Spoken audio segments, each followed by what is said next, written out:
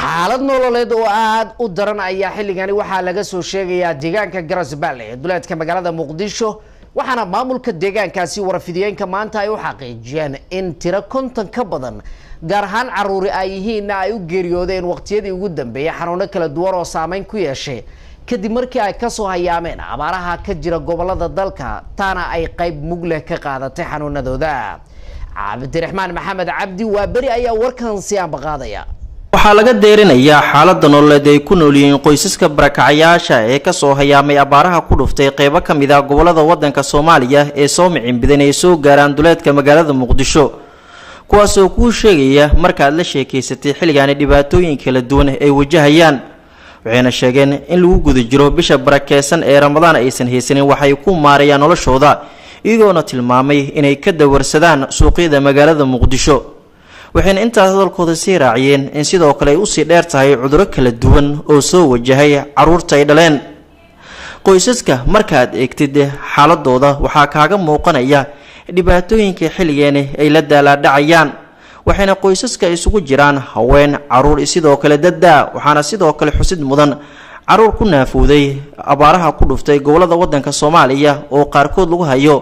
kaamka ay ku nool yihiin qoysaskaasi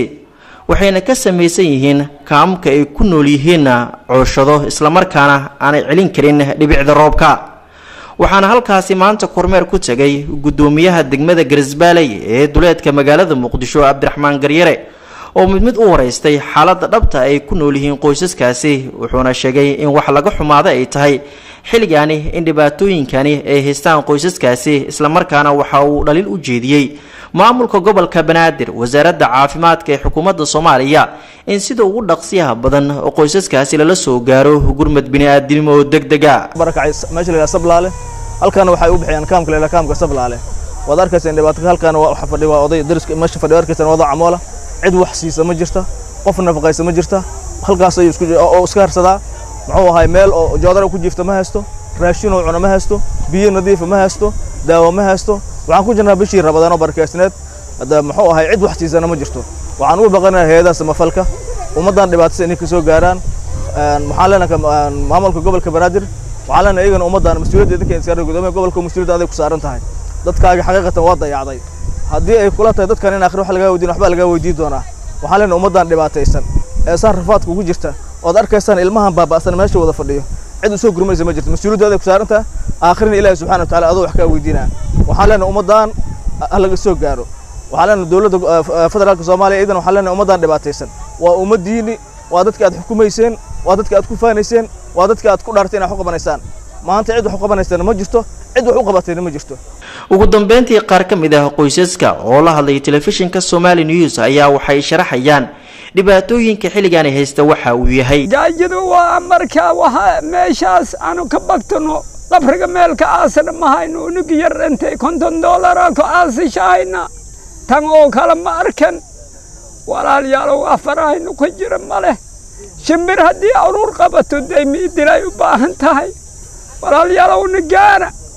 gobol ma haysano guri ma haysano meeshan aan isku fadhiyo waxaad kadkan u hana banaanka wax ku soo tuugsano wax uu hada badan aan ku karsanaan saan ku joognaa nankii dabkii saan oo wax uu karsanaan jaawab oo meel ku soo oo la aqal henan si un kadkan waa iska fidinaa ilaahay garabkaaga ilaahay sunu ya anaga afar aroor ay jirtaa xaaladu caafimaadka saan waa jira ku dhaatay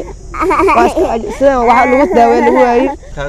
onogan waa jiran yahay dadkan kulli waa og yahay gudoomiyaha waa og yihiin indhaha saana waa ka sii waaya shimbir ahana saana waa ka sii waaya